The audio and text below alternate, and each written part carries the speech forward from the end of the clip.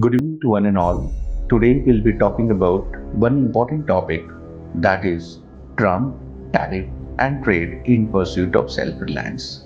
The world has become fragmented today. It was never before. Post-pandemic, we have seen that how countries, in order to protect their self-interest, have gone for protectionism. They want to promote exports, but they do not want imports to take place in their countries.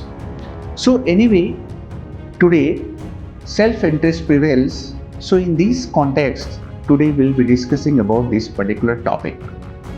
If you happen to see the overall discussions will pertain to context of imposition of tariffs by USA on India.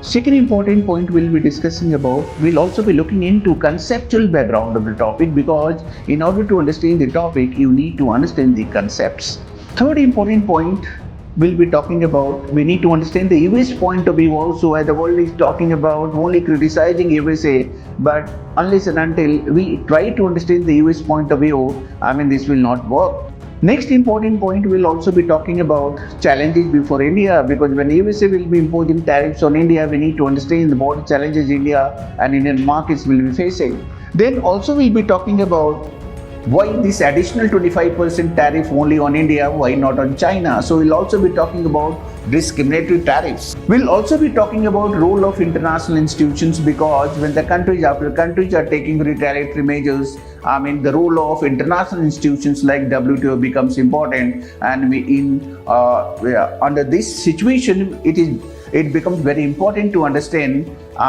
their significance also, their role also. Next, we'll also be talking about when Indian currency, rupee, is depreciating, whether that is going to neutralize the impact of tariff or not. Last, we'll also be talking about why not to go for some other currency, whether there is a substitute for dollar or not, or dollar has become compulsion for rest of the world to follow. And last, we'll also be talking about how we can attain self-reliance in the midst of USA imposing tariffs to such an extent. Almost it's one of the highest which USA has imposed as compared to other countries. So my dear friends, first of all, we need to understand the context of discussion. The context of discussion is that after coming to power, President of USA, Donald Trump, he has taken decisions to impose reciprocal tariffs on different countries, because the policymakers in USA think that the trade of other countries with USA has become unilateral, and that is not benefiting USA.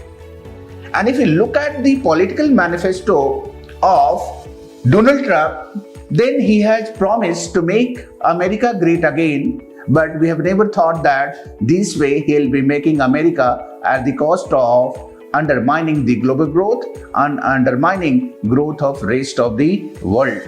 So today, when from 27th of August, USA has imposed 50% tariff on Indian goods entering US market, this topic becomes very important, not only for India, for the policymakers around the globe also, as to how Indian economy will be impacted and how US is also going to benefit by this. Second important point, after context, we need to understand the conceptual background also. Conceptual background pertains to, if you look at conceptual background, so we need to understand that there are certain trade barriers.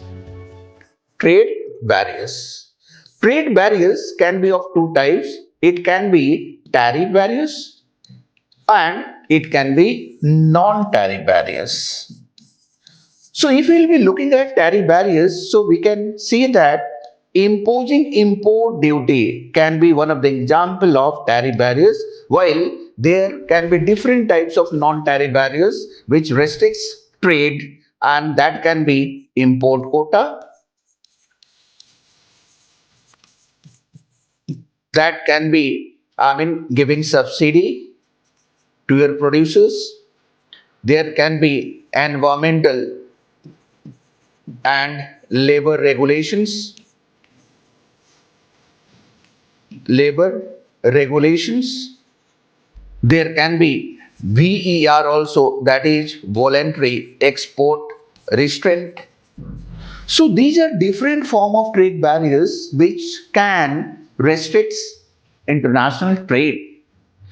If we look at trade barriers, so these trade barriers are government imposed restrictions. Government imposed restrictions. Now, why government imposed restrictions? It tries to make imported goods more expensive, less accessible to its domestic consumers, so as to protect domestic industries. That's what is the main function of trade barriers. So, trade barriers are government imposed restrictions in order to make foreign goods more expensive, less accessible, and that is being done to protect domestic industries. Now, in this context, if we can understand that imposition of 50% tariff on Indian goods entering USA market, no doubt this is going to make Indian goods costly in USA. अगर 100 रुपए की goods India में है that is being entering USA market, वो कितने रुपए की हो जाएगी? 150 रुपए की हो जाएगी. So if US consumers are finding it costly, they will not go for Indian goods, but they'll go for goods from domestic producers. So automatically our goods in US market will become less competitive, and that will adversely impact our exports. Now we need to understand this is the conceptual background behind tariffs or trade barriers. Now we need to see that what is the US point of view regarding imposition of tariffs. This is very interesting because everybody talks about their own country's interest. We need to understand the US point of view also, why this government in USA is trying to impose trade restrictions. Now that is also very interesting to understand. Now if you look at the US economy, I mean the biggest strength of US economy is its huge consumption demand. For the last many years, if you look at US economy is largely consuming, wherein it is importing largely from China. China was one of the largest exporter to USA. So China became a manufacturing hub, while USA was only relying on consumption. The next interesting part with the US economy is that most of the companies in USA, they shifted their manufacturing base to China. They started their production units in China, making Chinese economy or GDP larger, producing set of goods and services in China, catering to Asian demands, and at the same time they started exporting their goods, manufacturing goods from China to USA. Now, when this government comes to power, it tries to analyze, because the unemployment numbers in USA was a major cause of concern. So, how they can introduce production, they can encourage production in USA. So, for that, they started imposing restrictions on foreign goods entering US market, so that the foreign goods entering US markets may be costly, and the US-based consumers, no doubt, will be buying domestic produced goods. But this reality is that how that is going to help USA? We need to understand that when US government will be restricting foreign goods entering US market, US consumers will be forced to buy higher priced products in USA that may increase the rate of inflation in USA. Now, in order to tame down the inflation, there was a suggestion amongst policymakers in USA that the revenue which the US government is realizing by the tariffs, that revenue will be distributed amongst consumers in the form of cash subsidy or cash coupons or cash benefits in order to neutralize the impact of price rise. Even if you consider that will be done by USA, the challenge is with producers more, not with consumers. And the major challenge which I can see is that with increased tariffs on foreign goods, there will be increased tariffs on basic inputs also. So when with increased tariffs, the cost of inputs or raw materials or other set of goods which will be entering US markets, their prices will also go up, and that may increase the cost of production in USA. Now it will be very interesting to see how USA and its policymakers are going to manage the set of producers. The next important point with the US economy is that in the last few months we have seen it was apparent that Federal Reserve Bank and its policies are not in line with what government is willing to have. The government is influencing interest rates to go down, while Federal Reserve Bank is trying to maintain a balance between inflation and unemployment. So with increased tariffs, at one hand where Federal Reserve Bank is struggling with inflation, that increased tariffs may lead to increase in prices. So that is something very unique, and that's why time will tell in the near future as to how USA is going to manage this. So this was the US point of view, and on these particular points, USA is trying to justifying that when US government will be imposing tariffs, so automatically that is going to help domestic producers, and when domestic producers will increase investment, automatically that will lead to employment generation. Next important point is that in the middle of these tariffs which is being imposed in India, now what are the challenges for India? Now we need to understand this. If you go by data, then in 23-24, the overall exports by India to USA was around $87 billion. Now this is $87 billion of exports largely is equivalent to 2 to 2.5% of India's GDP. Now don't you think when US government will be imposing restrictions, so our GDP will be forced to contract because we will be slowing down our production, and there is a fear that our estimated GDP growth may slow down by at least 0.5%. Even though that is contracted by 0.5%, even though we attain somewhere 5.75 to 6% of GDP growth, we will be one of the highest growing country in terms of GDP. But then the challenge is that what shall be the future? If you look at different sectors which will be impacted by this, the sectors will be pharmaceuticals, the sectors will be gems and jewelry, the sectors will be leather, the sectors will be the textiles, and all these sectors are labor intensive sectors in India.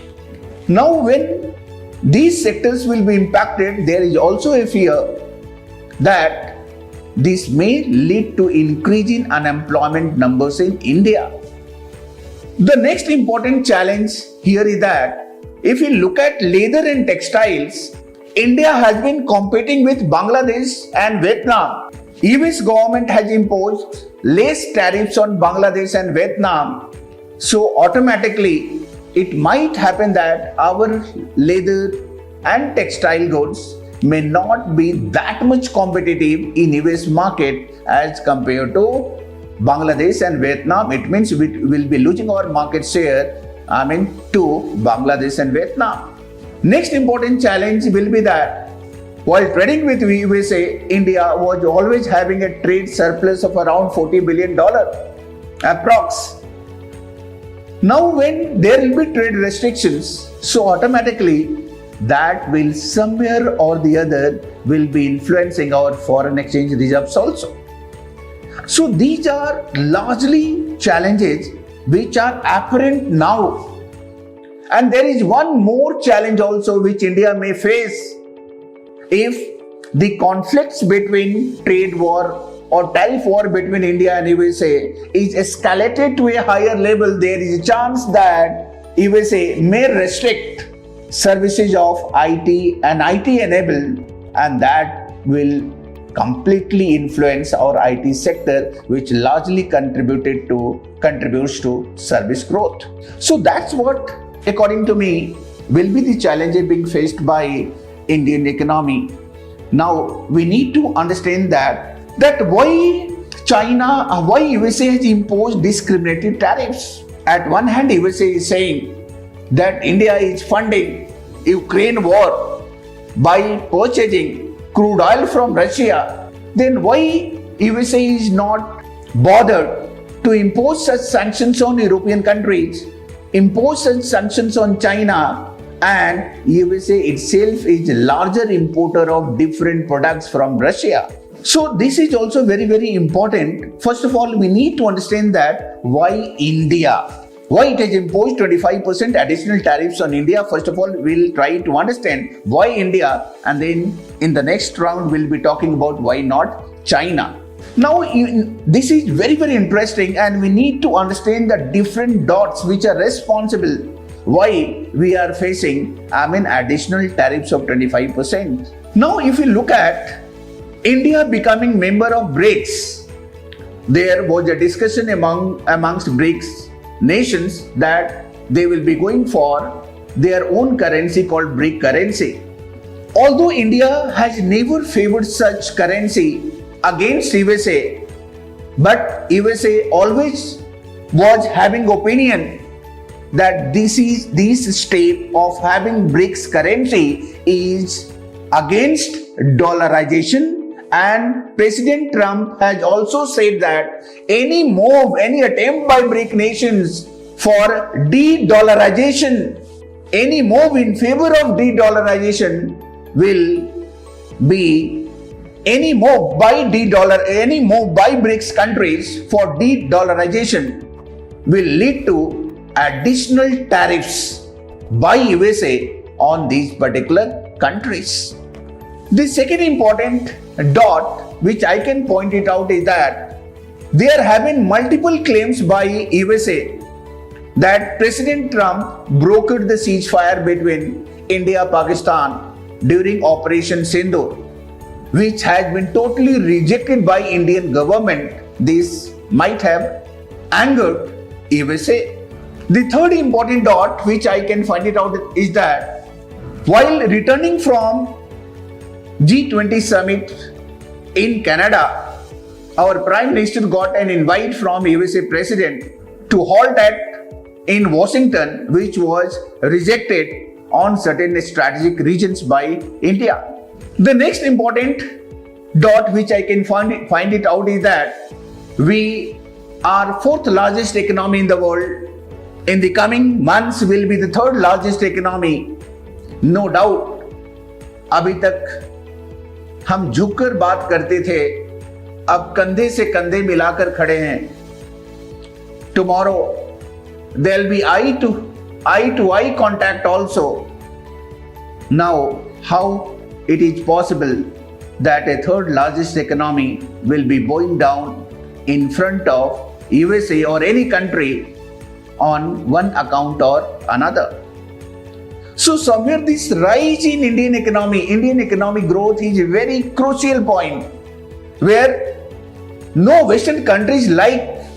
So at this inflection point, when USA has tried to pressurize India, it might have undermined India. It might have considered India 10 to 15 years back, but now situation has changed. We are having 1.4 billion consumers, and 1.4 billion consumers can do lot of structural changes as far as any set of market is concerned, any set of goods is a consumption of goods is concerned.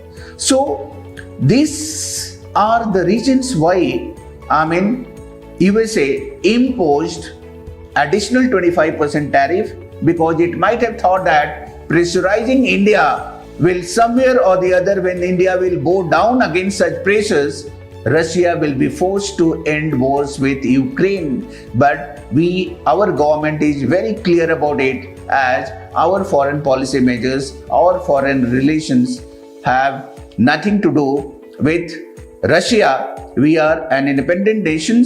Our foreign policies shall not be dictated by any other, whether it's USA or Russia or be it any country, and that's why we are always independent to take our any decisions. As far as buying crude oil from Russia is concerned, our foreign external affairs minister has already said that if any supplier is ready to give crude oil on a larger discounted rate as compared to Russia, so respecting the market dynamics will be going for it. So the Western world shall not think that India is buying Russian crude oil in order to help Russia to fund its Ukraine war. Rather, India is buying those crude oil because it is getting at discounted rates.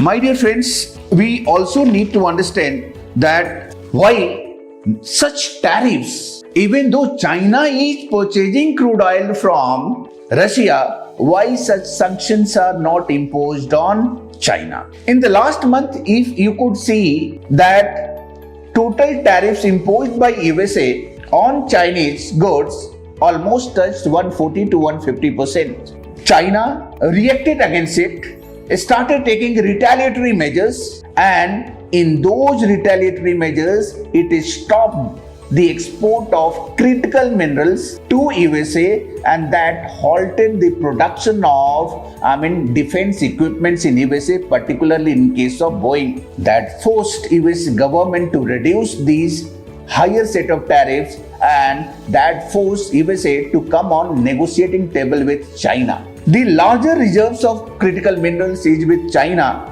and those critical minerals USA largely need basically the magnets and other rare earth minerals. Those are essential to automotive, electronics and defense industries, and that's what forced USA not to impose such additional tariff in case of China, even though China is also supplying crude oil from Russia.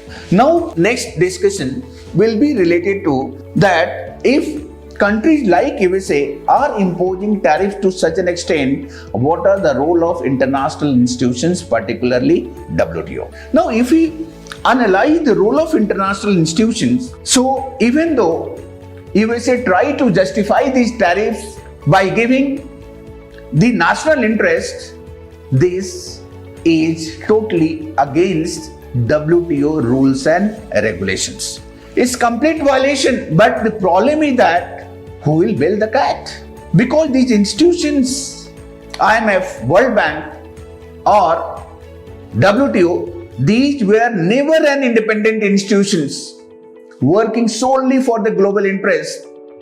These institutions largely have catered to interest of American and European countries. Now, you can well understand that these institutions having their headquarters in Europe or America, but then they are dictating terms to Global South, which has the largest set of population. So there is a need to have better representation of Global South in these institutions. Otherwise, whether these institutions exist or do not exist, does not serve the purpose, does not serve the objectives behind setting up of these institutions. So institutions like WTO cannot take any measure. Why? Because these institutions directly or indirectly are influenced by, USA. So if you look at these institutions, these institutions are always mercy of USA, and that's why even though advocating multilateralism, if you look at the objective of WTO, so objective of WTO is ensuring multilateralism, but the state of international trade is today, international alliances are today, that multilateralism is gradually narrowed down to bilateralism, minilateralism or unilateralism. So in such situations, in time to come, it will be very interesting to see whether these institutions itself exist or not. Now, the next discussion will be whether weakening rupee, depreciating rupee can neutralize the impact of tariffs or not. See, we need to understand the fundamentals related to this. And the fundamentals say that whenever domestic currency, Indian rupee will depreciate, that will make Indian exports cheaper to rest of the world and imports in India becomes costlier.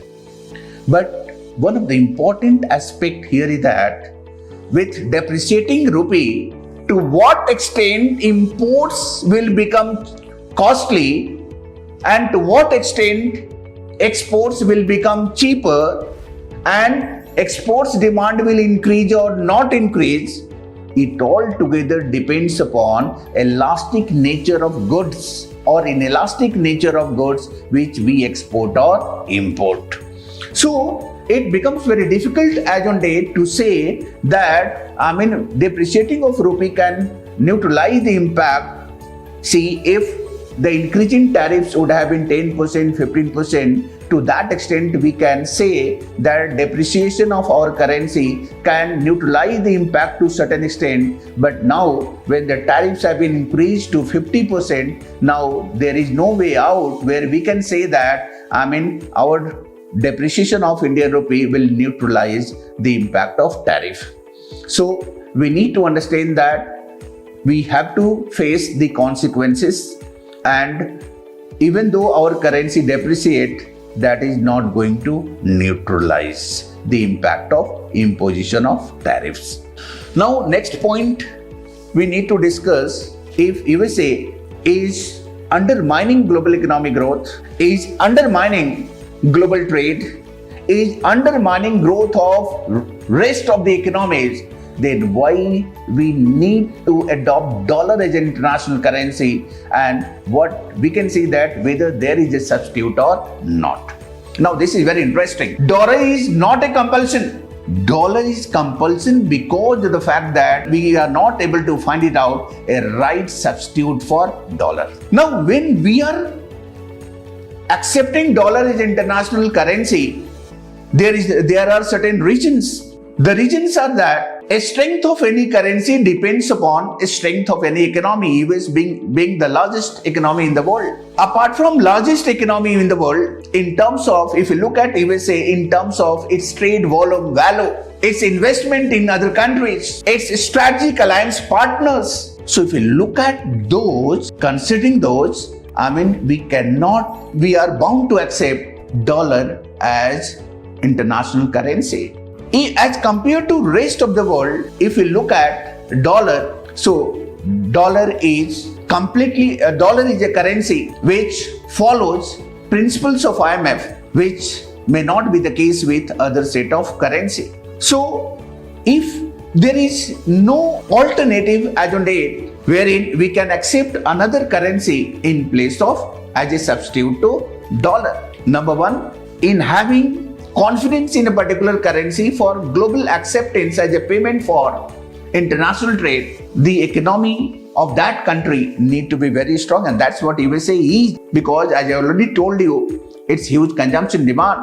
Its policies are comparatively transparent. Its trade and value and volume is also very good.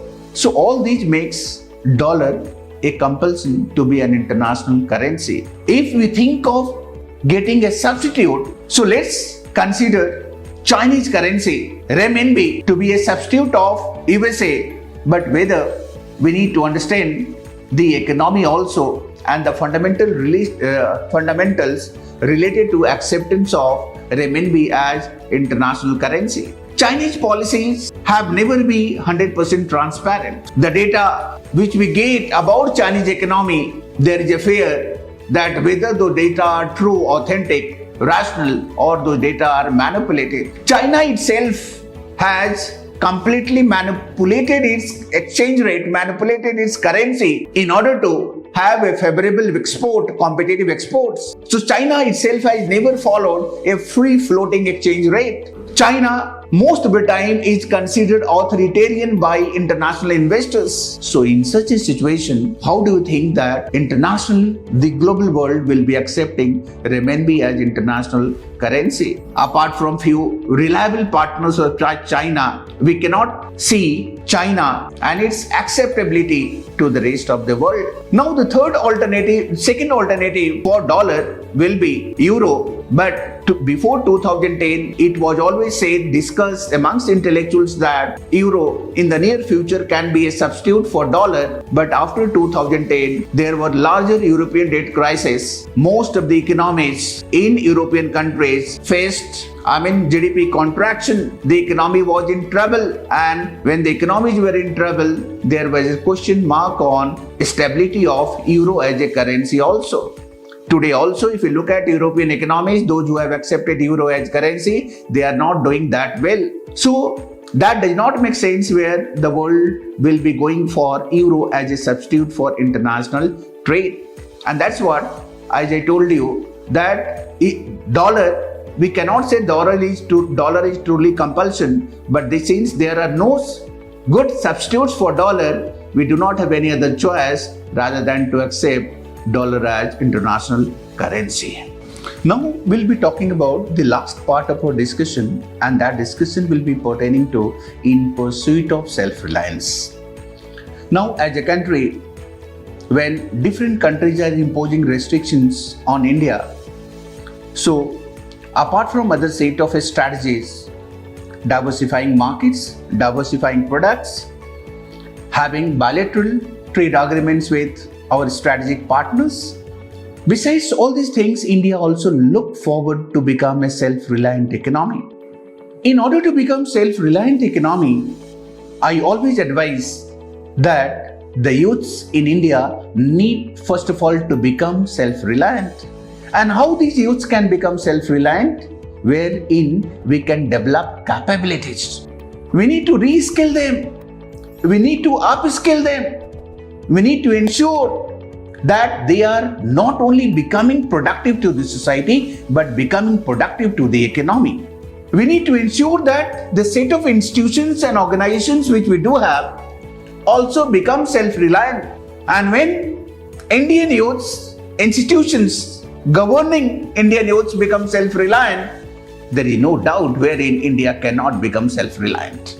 Apart from it, India need to look forward to increase its research and development expenditure, needs to introduce innovation, need to create larger labor force, skilled, providing them good training. So automatically that will help in attainment of self-reliance.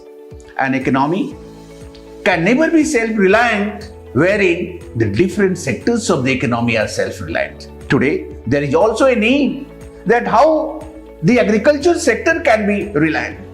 The recent conflict between India and USA was on this point only, wherein USA was pressurizing India to open its markets for agricultural products from USA.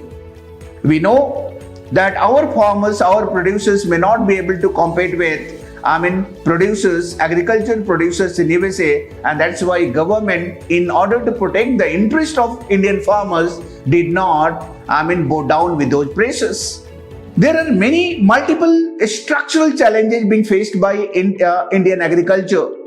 Structural bottlenecks, whether it's land reforms, whether it's liberalizing agriculture market, whether it's market reforms, poor supply chain management, irrigation infrastructure. India need to spend on agriculture infrastructure, boosting warehouse and cold storage. India also need to introduce mechanization in agriculture sector so as to reduce its cost of production. So today, wherein someone is forcing us to go down and we are resisting those pressure, at the same time, we also need to ensure that the different challenges being faced by Indian agriculture also need to be resolved. Apart from it, we need to work on ease of doing business. The government is bringing second round of GST reforms, no doubt. In the mid of this particular crisis, when the government is bringing second round of GST reforms, that no doubt will be benefiting, because rationalization of tax structure in any country boosts investment environment. So that will completely, help us in attaining, ease of doing business. Last, as far as self-reliant is concerned, service sector in India contributing largely to India GDP, we need to ensure that this service sector need to be contributing more, and in that case there is a larger need to look after tourism sector in India. Has a vast natural and geographical advantage as far as tourism sector is concerned. Whether you look at Konkan areas in Maharashtra, whether you look at northeastern states, whether you look at Kashmir, whether you look at Rajasthan, we can get a glance of different countries amongst different states in India. Apart from it, we need to work on religious tourism also. Government need to speed up the infrastructure. So all these combined together, hopefully, will make India a self-reliant. With this, I want to convey that the Trump policies are not going to stay for a long time. Though India is not retaliating, because India always believes in dialogues, and with dialogues and working on our weakness, capitalizing on our strength, definitely we can be a self-reliant economy in the near future. Jai Hind.